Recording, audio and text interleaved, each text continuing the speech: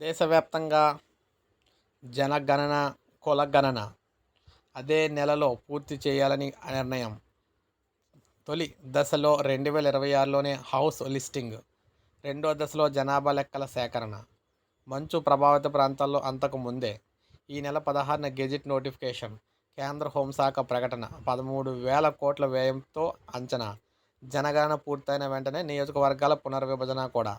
So మనం చూసుకున్నట్లయితే దేశం ఇక్కడ దేశ 16వ జనగణనను 2027 ఫిబ్రవరిలో చేపట్టాలని కేంద్ర ప్రభుత్వం నిర్ణయించింది. దీంతో పాటే కులగణన కూడా చేపట్టి అదే నెల చివరి నాటికి పూర్తి చేయాలని చెప్పేసి కొన్ని నెల రోజులు అయితే భావిస్తున్నారు. 2027 మార్చి 1న రెఫరెన్స్ తేదీగా నిర్ణయించారనమాట. అంటే ముందు రోజైన ఫిబ్రవరి 28వ తేదీన రాత్రి 12 గంటలకల్లా జనగణన పూర్తి కానుంది.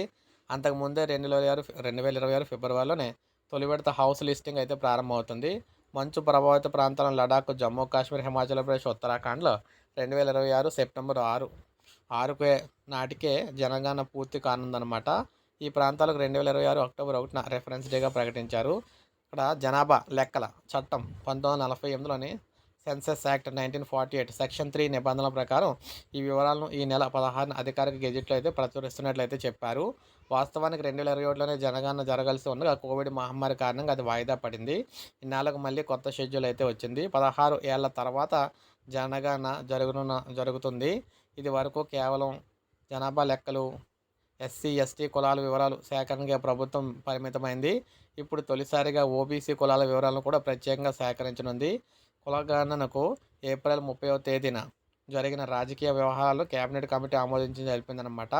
జనాభా లెక్కలతో పాటే జాతీయ జనాభా రిజిస్టర్ను కూడా ఇక్కడ అప్డేట్ చేస్తారా లేదా అనే విషయంలో స్పష్టత అయితే ఇవ్వలేదు. 2020లో జనగణన సమయంలో మాత్రం ఎన్పిఆర్ అప్డేట్ వెంటనే జరుగుతుందని చెప్పింది. కానీ కోవిడ్తో అది అయిపోయింది. ఇక 2027లో కులగణనకు సంబంధించి మొత్తంగా అంటే జనగణనకు సంబంధించి 13,000 కోట్లు అయితే ఖర్చు అవుతుందని అంచనా వేశారు.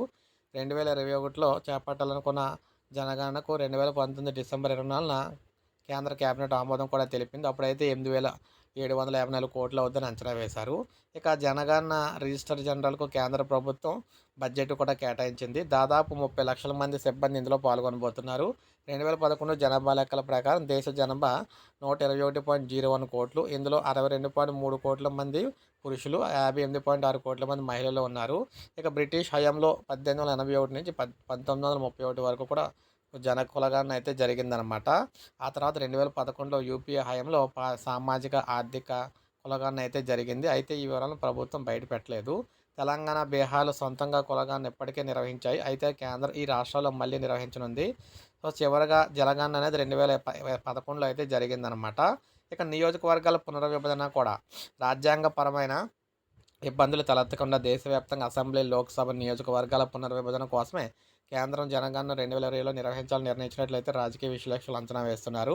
2026 తర్వాత జనాభా లెక్కలు సేకరించి ప్రచురించిన తర్వాతే సీట్ల సర్దుబాటు జరగాలని చెప్పేసి రాజ్యాంగంలో ఆర్టికల్ 82, 170 చెబుతున్నందున ఈ దిశగా అడుగులైతే వేస్తున్నారు. ఈసారి జనాభా లెక్కల సేకరణ అంతా కూడా ట్యాబ్ల ద్వారా డిజిటల్ రూపంలోనే పూర్తి చేయాలని నిర్ణయించినందువల్ల తుది లెక్కల ప్రచురణ వేగంగా పూర్తయ్యే అవకాశం అయితే ఉంది. ఉమ్మడి ఏపీ విభజన చట్టంలోని సెక్షన్ 26లో ఏపీ అసెంబ్లీ స్థానాలను 175 నుంచి 225కు, తెలంగాణ స్థానాలను 119 నుంచి 153కు పెంచాలని పేర్కొన్నారు. అయితే ఇది ఆర్టికల్ 170కి లోబడి ఉంటుందని స్పష్టం చేశారు. ఈ ఆర్టికల్లో 2026 జనవరి అంటే తర్వాత 2020 తర్వాత జనాభా లెక్కల సేకరణ పూర్తయ్యాకే పునర్విభజన చేపట్టాలని నిబంధన ఉండటంతో కేంద్రం ఈ విషయంలో ముందుకైతే వెళ్ళలేదు. దీనిపై దాఖలైన ప్రజా ప్రయోజన వాద్యాలో కూడా సుప్రీంకోర్టు ఇదే విచారణ అయితే చెప్పి ముగించింది. ఇక 3 డజన్ల ప్రశ్నలు అయితే అడగబోతున్నారు. అంటే 36 రకాల ప్రశ్నలు అయితే అడగబోతున్నారు జనాభా సేకరణకు సంబంధించి. జనగణన 2 దశలో కేంద్ర ప్రభుత్వం నిర్వహిస్తోంది. ఇందులో దాదాపు 3 డజన్ల ప్రశ్నలు వేయనుంది. వీటి ఆధారంగానే సామాజిక, ఆర్థిక స్థితిగతులను అంచనా వేయబోతున్నారు. జనాభా అంచనాలు ఏంటంటే 2020 జూలైలో జనగణన విభాగం విడుదల చేసిన అంచనా ప్రకారం 2020 నాటికి దేశ జనాభా అంటే 143,64,78,000 ఉంటుందని చెప్పేసి అని అంచనా వేస్తున్నారన్నమాట. ఇక తొలి దశలో అడిగే ప్రశ్నలు ఏంటంటే ఇంటి నెంబరు, ఇంటి ఫ్లోర్, గోడలు, పైకప్పు నిర్మాణంలో ఏ మెటీరియల్ ఉపయోగించారు, ఇంటి పరిస్థితి ఎలా ఉంది, కుటుంబంలో ఎంతమంది ఉన్నారు, ఇంటి పెద్ద పేరు, వారు ఆడ, మగ, ఇంటి పెద్ద కులం ఎస్సీ, ఎస్టీ, ఓబీసీ, ఇంటి యాజమాన్య వివరాలు, ఇంటిలో ఉంటున్న నివాస గదులెన్ని, ఇక ఆ ఇంట్లో ఉంటున్న వివాహమైన జంటలు ఎంతమంది, త్రాగునీటికి ప్రధాన వనరు ఏంటి, విద్యుత్తు, మరుగుదొడ్డి సౌకర్యం ఉన్నాయా, ఎలాంటి మరుగుదొడ్డి వాడుతూ ఉన్నారు, వృధా నీరు వెళ్ళడానికి కనెక్షన్ ఉందా, ఇంటి పరిధిలోనే స్నానాల గది ఉందా, పాఠశాల వంటశాల లభ్యత, వంటకు ఉపయోగిస్తున్న ఇంధనం, ఎలాంటి తృణ ధాన్యాలను ఉపయోగిస్తూ ఉన్నారు, రేడియో కానీ, టీవీ కానీ, ఫోన్ కానీ, మొబైల్ కానీ, ఇంటర్నెట్ సౌకర్యం ఉందా, కంప్యూటర్, ల్యాప్టాప్ వినియోగిస్తున్నారా, car, jeep, van, scooter, motorcycle, moped ఉందా, బ్యాంకింగ్ సేవలను అయితే వాడుకుంటున్నారా. ఇక రెండో దశలో చూసుకుంటే వ్యక్తి పేరు, ఇంటి యజమానితో సంబంధం, లింగం, పుట్టిన తేదీ, వయసు, జన్మస్థలం, వివాహం వివాహ స్థితి, ఏ వయసులో వివాహం చేసుకున్నారు, ఎంతమంది పిల్లలున్నారు, మతం ఎస్సీ, ఎస్టీ, ఓబీసీ, వైకల్యం, మాతృభాష, ఇతర భాషల పట్ల అవగాహన, అక్షరాస్యత, విద్యార్హతలు, చేస్తున్న పని, గత ఏడాది కాలంలో చేసిన పని, ఆర్థిక కార్యకలాపాలు, ఏ పరిశ్రమలో అయితే పనిచేస్తున్నారు, ఇక వ్యాపారమా లేదంటే ఉద్యోగమా, చివరగా నివసించిన ప్రాంతం, వలసకు కారణం, ప్రస్తుతం ఉంటున్న ప్రదేశంలో ఎంతకాలం నుంచి ఉంటున్నారు అయ్యి. సో ఈ విధంగా ఇవన్నీ కూడా అయితే అడగబోతూ ఉన్నారన్నమాట. మొత్తంగా చూసుకున్నట్లయితే ఈ విధంగా అయితే జనగణన, కులగణన అయితే జరగబోతుంది ఏపీలోని.